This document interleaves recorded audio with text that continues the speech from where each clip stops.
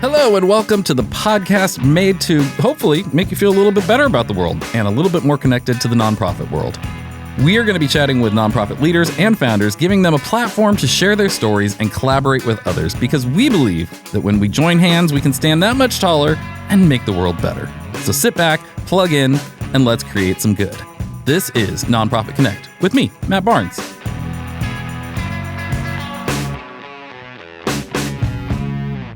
Hello and welcome to yet another episode of Nonprofit Connect with Matt Barnes. I'm Matt Barnes, and with me, as she always is, whether I like it or not, my assistant, Tiffany Pope. Yep, here I am.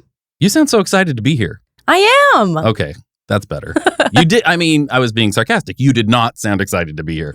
Yep, here I am. Wah, wah. I think I have that. Do I have that? I think I have that. Nope, that's not the right one. Nope.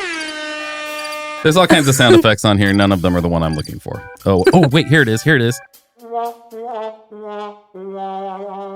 Wow. There it is. Okay. So anyway, I hope a great episode today. I think a great episode today. Yeah. And the reason I say that is we have always, to this point, recorded the intros for these episodes after we did the interviews so that I can refer to what we talk about in the interviews. But today, for the first time, as you would probably imagine we would normally do, but we don't, we are doing the intro right before the interview. Yeah, this is monumental. This is groundbreaking. Yeah, you guys, this historic. is innovation at its finest. Okay. But before we jump into the interview, I just want to share something that just happened. And that is, when I got married, I got a tattoo on my ring finger where my wedding ring goes of an S. And it's the S from my wife, Stacy. It's the S from her signature. So that if I lose my ring or forget it, I'm still married. Because I think by law, if you aren't wearing a wedding ring, you're not married. Yeah, right? That sounds about right. So you have to have something there to show it off, right? Like make sure people are like, oh yeah, you're still married.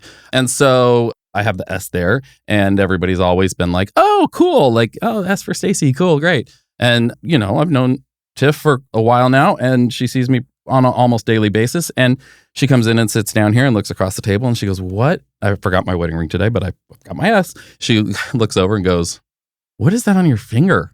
And I'm like, what? She's like, that's scribble. And I said, that's an S for my wife, Stacy, who she knows very well. And she's like, oh, it just looked like a scribble. I'm like, I've never had anybody. Also groundbreaking, almost as groundbreaking as doing an intro before an interview. Yeah. Is you have broken the trend now. You're the first person to not put that together. How do you feel about that? Did that make you feel good? I feel great. Actually, okay. I feel great. That's good. But that's good. Stacy, I'm sorry. And if you're listening in, I'm very sorry.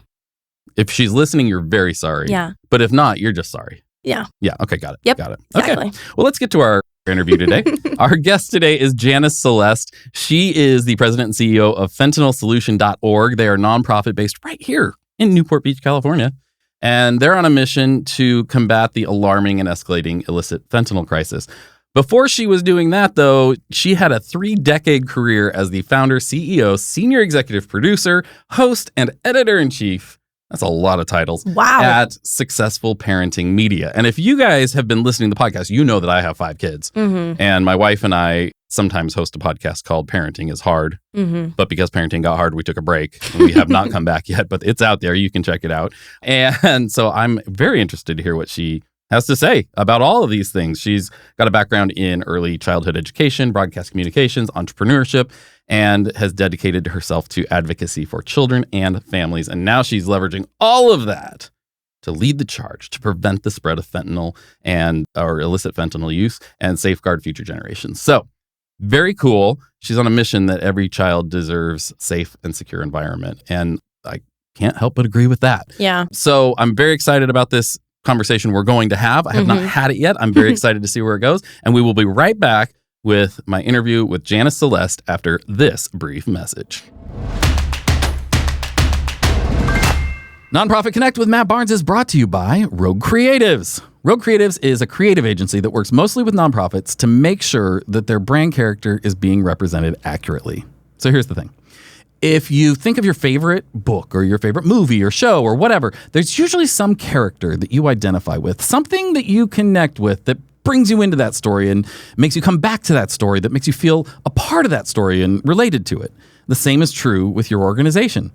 See, people don't naturally connect with organizations. They just don't. They care about people and they care about character and they want to connect with those things. And that's why Rogue Creatives has developed a 3-phase process called the Strategic Storytelling Framework. And it's designed to identify your brand character, its personality, its voice, its values, and then make sure that it comes to life so you're represented cohesively and accurately. No matter how people come into contact with you, whether it's a business card or website or social media, a video, a print piece, whatever, they're connecting with the same character and being brought into your story. And the best part is it frees you up to do just what you love to do or what you're best at. And you can rest easy knowing that you're still being represented out there so well and so accurately. And you have a team on your side making sure that this is happening consistently and cohesively. So head on over to roguecreatives.com/NPC for Nonprofit Connect, NPC, to schedule a free brand consultation and take our free online brand character quiz. Because, everybody loves a free online quiz. Those are fun. That's roguecreatives.com/NPC to begin defining your brand character today. We've worked with so many nonprofits and helped them increase their funding and their reach as they connect with more people and bring them into their stories. There's no commitment or risk for you at all. And we just can't wait to meet you. We're actually just sitting around here waiting to meet you. We want to. Remember, that's roguecreatives.com/NPC to get started today. Rogue Creatives. Seriously, creative storytelling. And now, back to the show.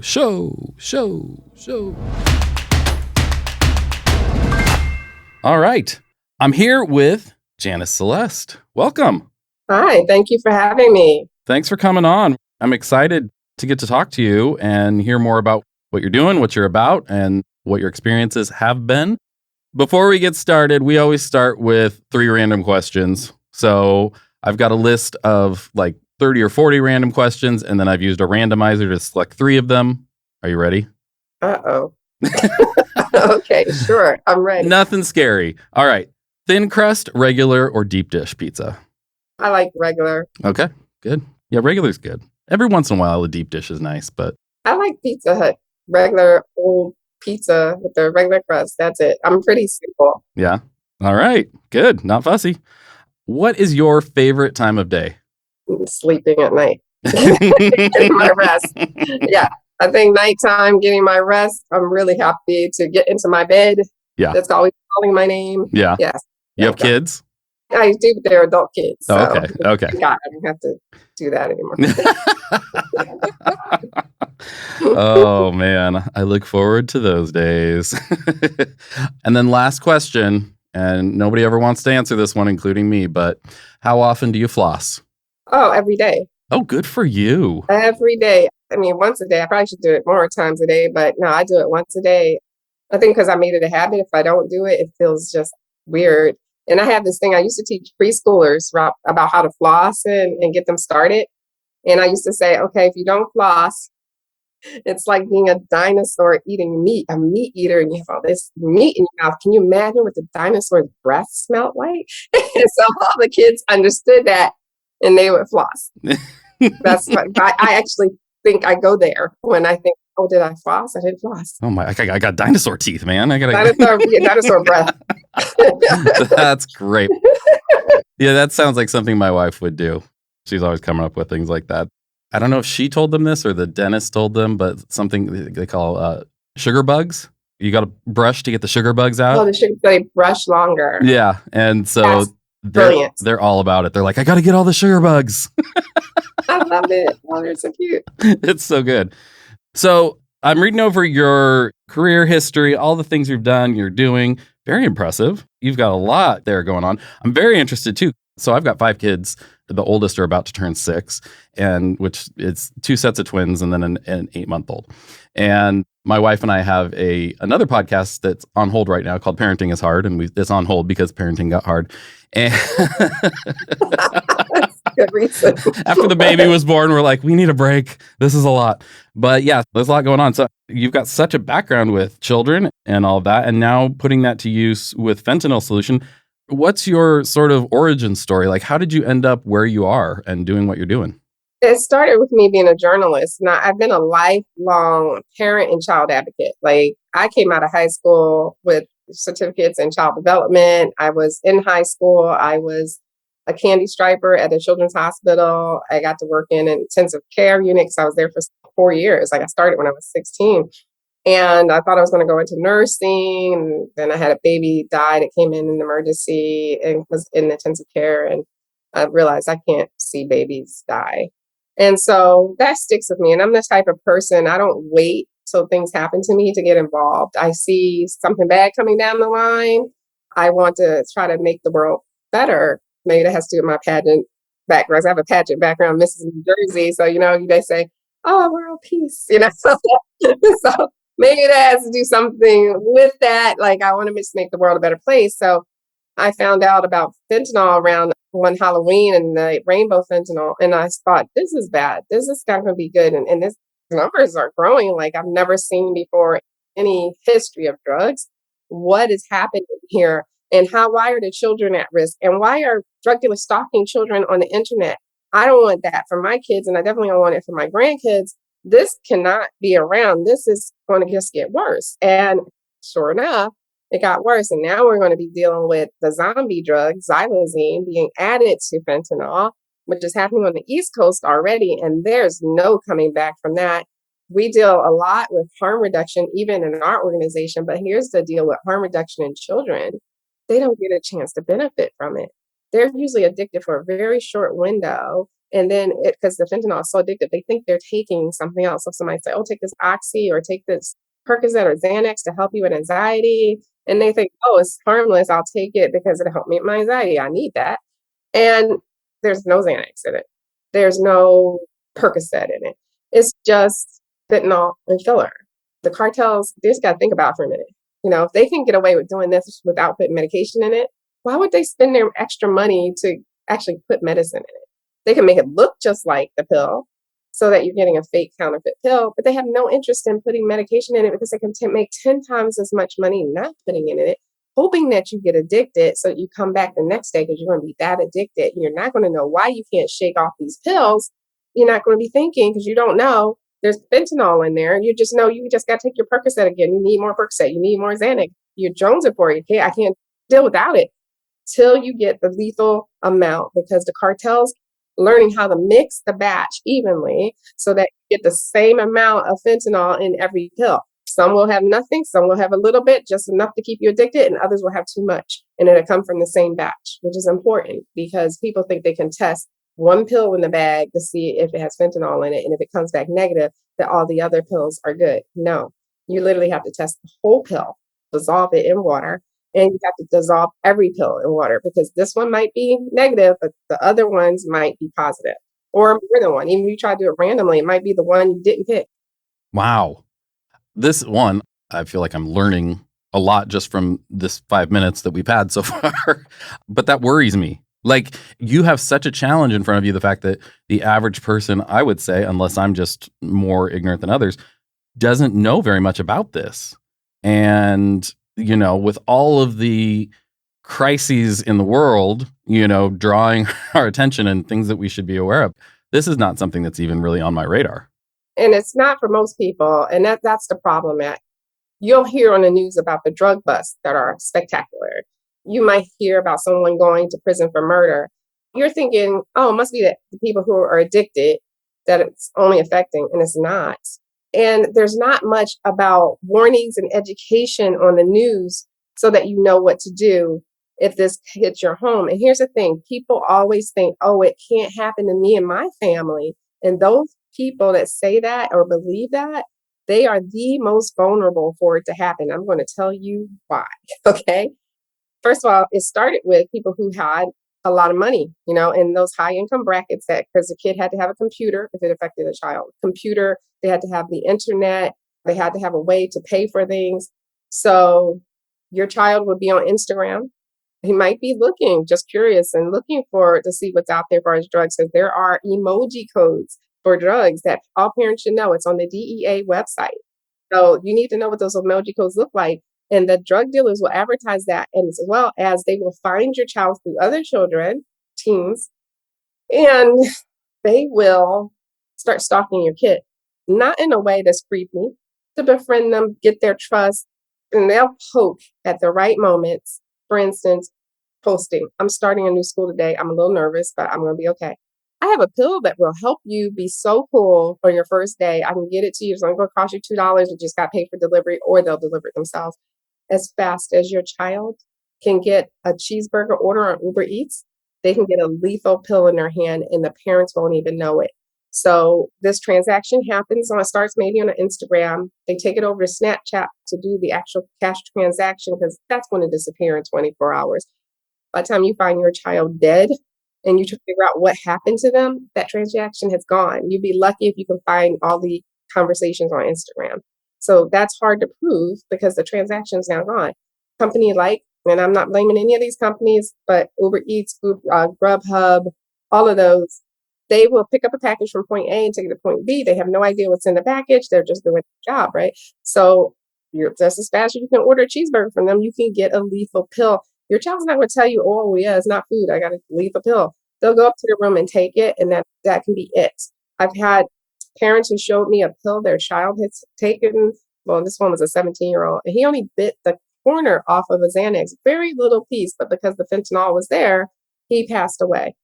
We have a mother on our board who lost her 14-year-old son. 14. Bubblegum braces, red hair, cute kid, big smile, big personality. He was going places in this world, but he was very curious. And he tried an oxy, and he had been taking it for 10 days. And he went to his mom and said, listen, I don't know why I can't shake these pills. They got a hold of me. I don't know what to do. Good mom, as she is, called up rehab. Hey, I need to get my son in. Rehab said, I will call you tomorrow and see if we can get him in. But by the time they called back, he had taken the last oxy and he passed away because she did not know about fentanyl. He did not know about fentanyl. Had someone educated her, she could have done everything differently and she would have made sure she told him, give me all the pills. I'm searching your room. I'm taking these pills. Don't take another pill. These can kill you, But no one educates parents on these things. So if something like that happens, you do what you think you're supposed to do, and then you lose your kid. And we're losing children fast. In Orange County, where we are, it's the number one killer of teens right now. Really? In Orange County, yes. And 1 out of 5 kids who have overdosed in the United States is due to fentanyl poisoning. We're not calling it a traditional overdose. You got to take a handful of pills. This is take a corner of a pill. It's not an overdose. Wow. Okay.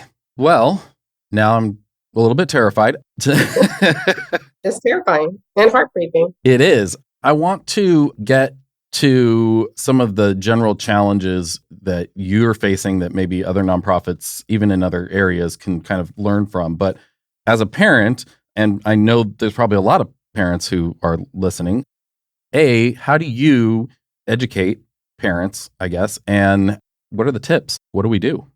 Well, the first thing, you can't safeguard from everything, and I'll tell you why in a minute. But if you have a teen or preteen, I tell parents all the time to have them Google fentanyl, fake pills.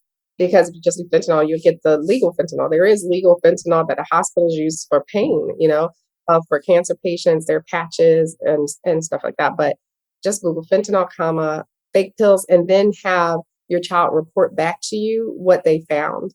The number one question you need to ask them is, what do they already know? And then you can fill them in on the rest. And they can fill you in on what they found. And that conversation makes them sort of ambassadors for their friends. So now they know the real deal. You know the deal. So if your child comes to you and tell you that they're addicted to these pills and they don't know why, you're like, remember we had this talk, you cannot take these, But that usually doesn't happen. It usually stops them from taking the pill. Now, there are other scenarios where infants and babies, their rates have quadrupled for overdose rates. And I'm going to tell you why. And this is under age 4. And it's heartbreaking. So it's difficult. I get goosebumps talking about it. So different scenarios. One is usually a parent will take their toddler over to a friend's house. They don't know about the pills. And the toddler might find some rainbow looking pills and they look like candy, put in their mouth, and instant death. There's been the same situation out in parks where someone's dropped a pill and a toddler found it and put it in their mouth. And luckily, in this case, the EMTs, they recognized what was going on through the pinpoint pupils, and they knew that it was an overdose, and they were able to bring that 3-year-old back. A situation like this is just heartbreaking.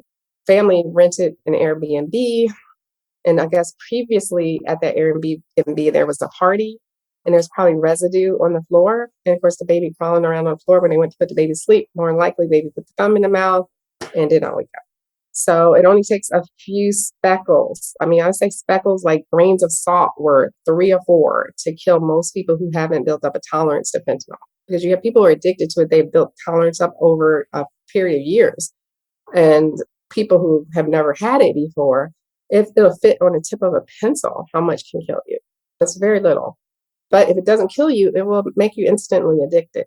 And the xylazine that they're adding to it, which they're calling the zombie drug, they're adding that because fentanyl has a short half-life. So the high goes away really fast. So the xylazine is supposed to extend the high. But like I said, there's no naloxone, Narcan that can bring you back from a xylazine overdose. You're just gone. And the problem is with that is that when the people and they inject the drug, whether they know it's xylazine in or not, more times than often they don't know it's in there because if they get these things without their consent. If they inject it, wherever they inject it, they get necrosis or infection that will rot their skin. That's why they call it the zombie drug, besides putting you in like a zombie state where you're just kind of suspended animation or you're on the ground, one or the other. That's what we got coming toward us on the West Coast. And the East Coast is pretty much has happened there and they're dealing with it, but it's starting to make its way here. As if there are not enough challenges for parents these days. Like, it's crazy. Man, that's insane. So for you, I guess, what is fentanylsolution.org? What are you guys doing about it? We do education, advocacy, and awareness with our 501c3. We also have a 501c4 called Fentanyl Solution Group that's working on a ballot proposition to get stronger, harsher drugs for drug dealers who specifically kill with fentanyl or fentanyl analogs. And that's because in California, the Public Safety Committee will not treat this drug differently, and it is a totally different type of drug. You don't need kilos. Kilos will kill a whole region, people. You just need such a small amount. So we have to make new laws for this. But there's no laws in the books right now that really put people in the prison for killing with this drug. You'll go to prison for having the drug and selling the drug. And there's some DAs that will take it to a federal level where you can go to prison for it. But in California, it's not consistent from county to county. And we need to be able to say, hey, if you sell this drug and you kill someone, you are going to prison for murder or some sort of manslaughter or something, because even if we hit someone with our car by accident, we have some sort of legal procedure for that. So a law for that, it could be manslaughter, even if you can mean it. So we have to have laws. We cannot have a lawless land. And that's where it's going right now. So the ballot proposition will give the voters the chance to vote on whether or not they want this. And the part of that, it looks like it will be, we're still fine tuning it this week and it'll be done. And then we file it soon. But it looks like we're going to have Matt Capilouto's admonition in there as well as a preamble. So if you get caught selling fentanyl, you will get a warning. You haven't killed anyone yet, but you'll get a warning for selling it, saying that if you get back into this court and you have killed someone, then you're going to prison for murder. So that way we can say that we know they knew. There's no saying, oh, I didn't know it was fentanyl in there. About a year or so ago, you could get away with that because a lot of people just didn't hear about fentanyl. Now you hear about, you know about it. We know drug dealers know their stash. We know they know what they're selling, what they're not selling. It's the people who are got it from the drug dealer passing it around to friends that might not know. So we don't want to catch them in that. We want to make sure it's just people who have exchanged drugs for money. It sounds to me like, not that normal drug dealing is good, but it's not even a drug, it's poison. You know that somebody takes this, there's a really strong likelihood they're going to die. It is. So you're knowingly doing that with other drugs. Yeah, you can overdose if you take a lot or that type of thing. But this is like, no, you take it, you could die.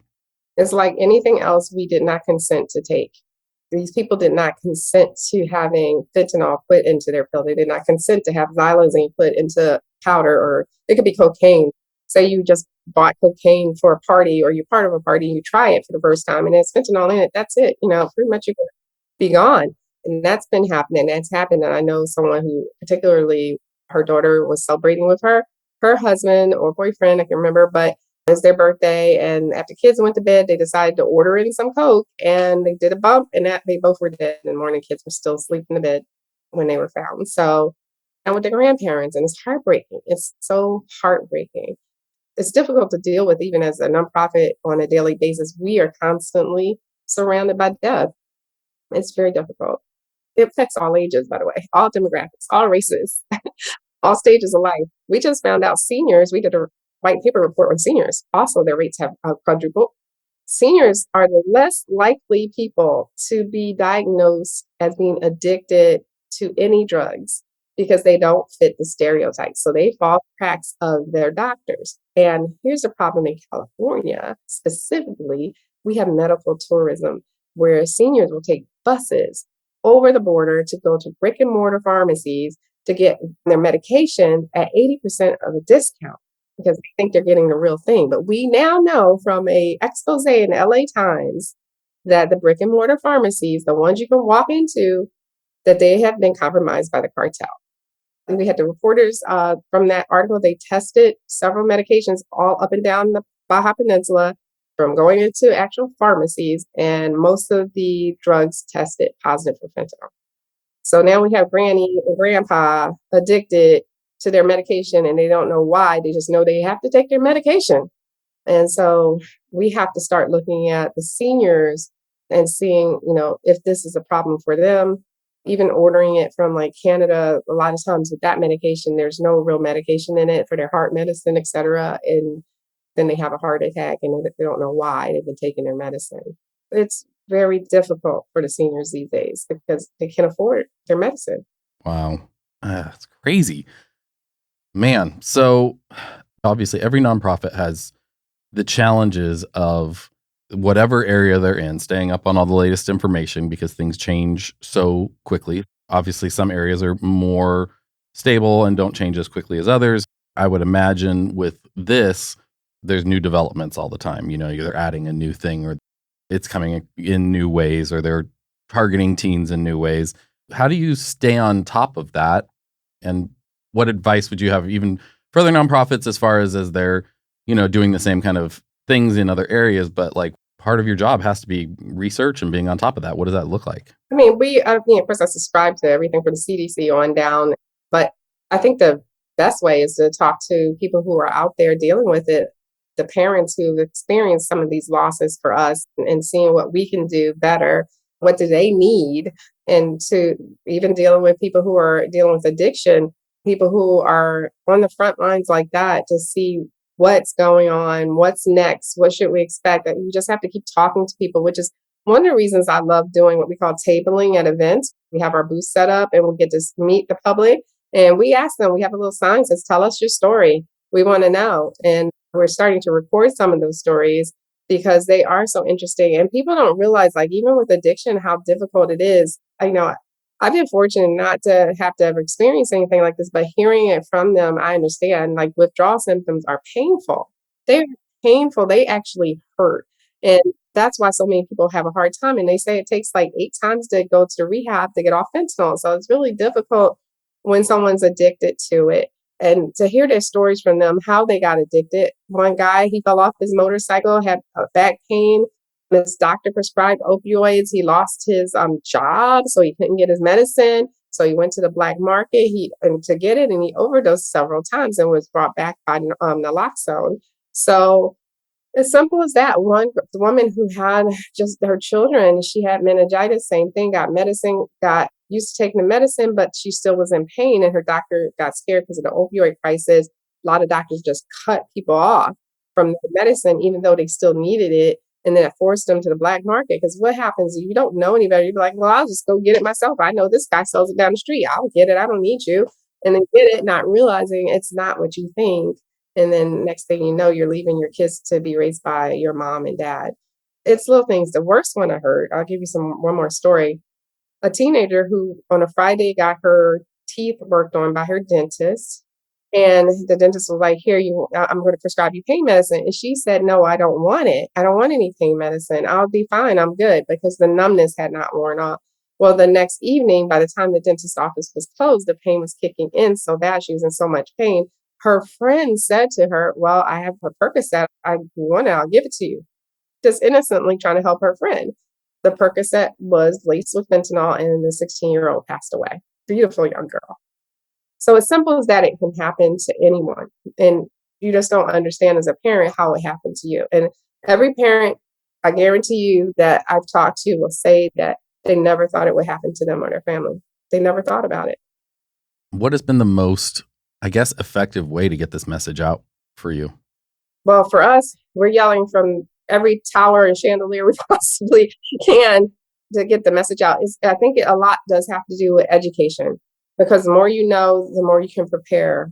And I'm pretty upset with the press for not doing more educational pieces as a former journalist. This is the number one killer of 18 to 45-year-olds in the United States, more than COVID, right? More than cancer, more than car accidents, and more than suicide.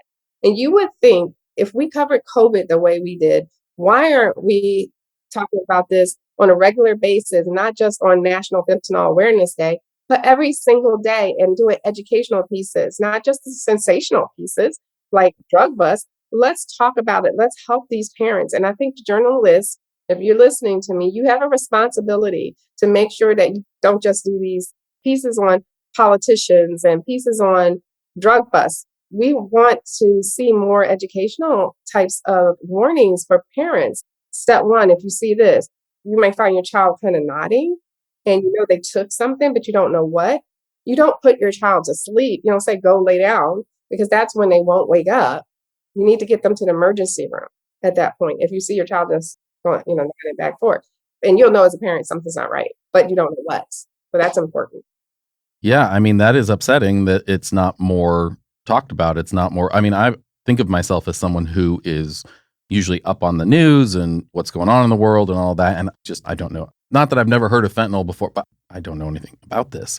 And like I said, with 5 kids, they're younger. So there's risks even there. But, especially they're going to be getting older and, like going to school and all this. And it's frightening. I mean, it's already a frightening world to raise kids in, right? There's so many things that weren't issues when I was a kid or when you were a kid. And now there's just so many ways to get into trouble, get into harm's way. The word is getting around with teens in this area. I think a lot of the parents who have lost children have been from school to school to school to talk about it. So we're starting to see the deaths temper off a little bit, but they could easily shoot back up again. So we want to make sure we try to keep it, from happening as much as possible. Okay. Well, I'm so glad that I got to talk to you and learn about this. I hope this is very informative for our listeners as well, because, yeah, like I said, I don't think there's enough awareness about this. And I definitely want to do my part in spreading the word about it because, we got to keep the kids safe. Right. Anyone who's listening, I know it's nonprofit and we're all probably in the same boat, but we're always looking for, I have to put this little plug in, donations so we can keep doing what we're doing. It costs us about $500,000 a year with our staff and everyone to do all the work. So that's a lot of money to raise operationally. As you know, it's difficult to find grants for operational costs. You can get it for all kinds of projects. But when it comes to keeping your organization alive and going, that's where the challenges come in. So we could use all the help we can get with any donations or any wealthy people out there who want to write a big check. Yeah, of course. That will help us a lot so we can fight. We're fighting fentanyl. That's what we're doing. Yeah.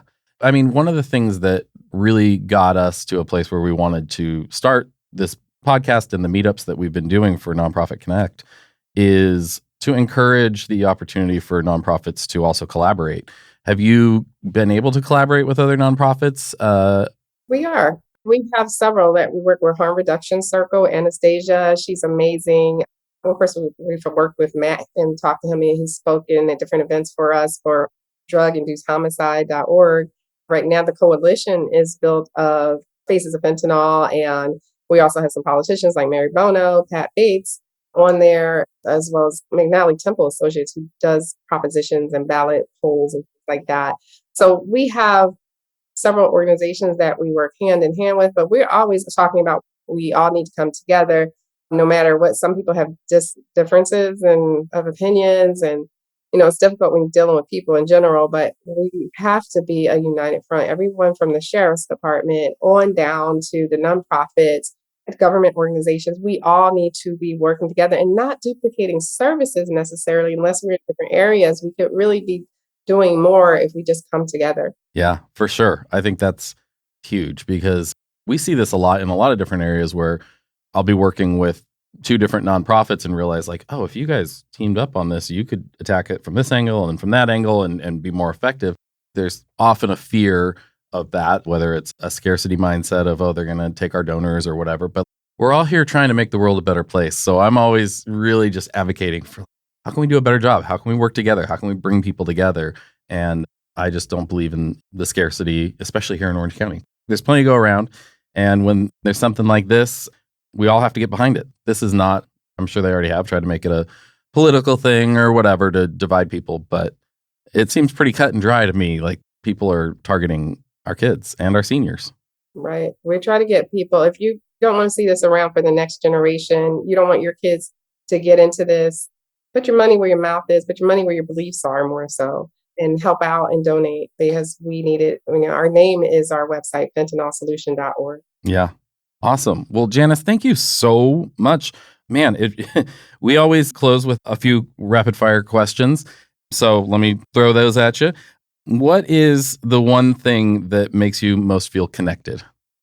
For me specifically is talking to the parents, making sure that what keeps me going is make sure I get them some justice because many of them have not gotten justice. So when I see their faces or I hear their just voices crack when they're talking about their kids, that hits me hard. Yeah, keeps me going. Who in the world of nonprofits would you most like to take to lunch? In our area, I'm going to say specifically, and if you're listening, David Blair from the Boys and Girls Club, because they raise money like crazy. And I would love to get some insight from him because he's been doing it for so long. I don't think he's telling me his tricks. You know? I really would like to pick his brain and see, as long as it's not conflict, see what we can do together because I think he's amazing. That's awesome. Who in the world of nonprofit community, somebody you know maybe that you think we should interview next? If you want to stay on this topic, definitely Anastasia from Harm Reduction Circle. She can talk about, she gives out, she's such a cool person, tattoos with a one wheel that she goes around to homeless people and she gives out naloxone and test strips and things like that. Very cool. Last question is, what in your job brings you the most joy? I think just going out and seeing that we can save lives and hearing those stories come back to us. We had one group of men who didn't want to take the test strips that we were giving out for free. And then jokingly, they were together and decided to test some pills that were around and they came back positive for fentanyl. And they came back and told us they did it jokingly. And we know we saved their lives. All right. How can people find you and find more information? We're on social media under Fentanyl Sol, S-O-L, so because we had to abbreviate it a little long. But Fentanyl Solution is singular. Fentanyl Solution, we as in we are the solution.org. All right. We will make sure we do our best to get the word out more about this. I want to learn more about it. I'm going to be going to your website and checking it out. Thank you so much for sharing all of this. I really, really appreciate it. Thanks so much. Thank you. Bye-bye. Yes, my friends, we have come to the end of this amazing episode of Nonprofit Connect with Matt Barnes. You made it! Thank you so much for listening this far. And if you'd like to hear more from Nonprofit Connect, brought to you by Rogue Creatives, make sure to subscribe on whatever platform you're listening on so you don't miss out. We don't care which one. It doesn't really matter. Just listen. Just subscribe. Just make it come right into your potholes every week so you can hear what's going on. Also, if you're interested in working with us or want to reach out and tell us how amazing we are, learn more, whatever it is, you can visit our website, npconnect.roguecreatives.com. Or just go to roguecreatives.com and you can find the rest. Okay, that's pretty much it. Okay. Bye-bye. Nonprofit Connect with Matt Barnes is hosted and executive produced by me, Matt Barnes, with an assist by my chaos coordinator, Tiffany Pope. Production is by our amazing friends over at Fame, the B2B podcast agency, along with Belinda Carter-Thompson and the team here at Rogue Creatives. Production lead is Luke Audi at Fame, writing is by Sam Hollis at Fame, and Matt Barnes and Taylor Bolanos from Rogue Creatives. Nemanja Koljaja of Fame is our audio editor, and Arslan Yakub from Fame is our video editor. Creative direction is by Corey Hill of Rogue. Our artwork is designed by Hopo Kelly and Joshua Marino at Rogue, and Ian Salas of Fame. Theme music is composed and performed by Jared Atherton of Chapters. Luke Audi of Fame does our booking and our guest relations. Huge thanks to our amazing guest for joining us for this episode, and to all of you incredible listeners for tuning in. If you enjoyed the show, and I don't know why you wouldn't have, don't forget to help us spread some good by giving us a good review.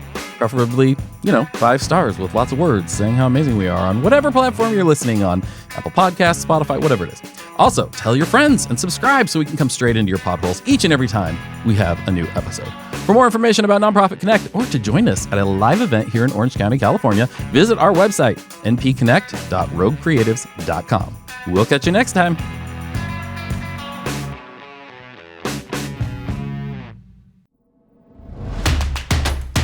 This has been a Rogue Creatives production.